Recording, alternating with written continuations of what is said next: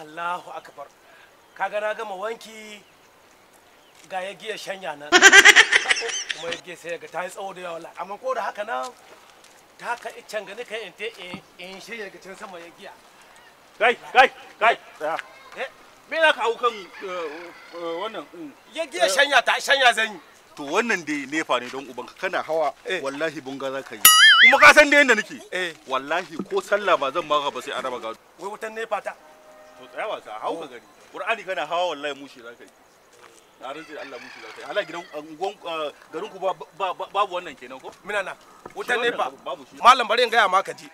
Mu ku adda wallahi garin mu ya he garin ku wutan nefa wutan lantarki.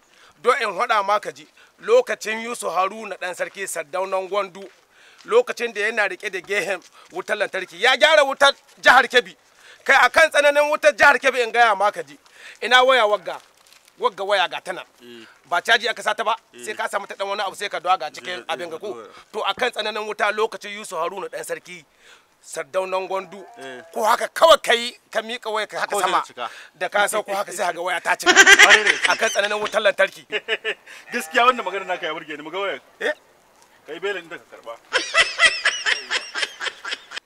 bawo Allah kai wallahi sai in jefe ka da asiri Allah sai in jefe ka don Allah bawo Allah ka min wayata ka min wayata don Allah bawo Allah la hawla wala quwwata illa billah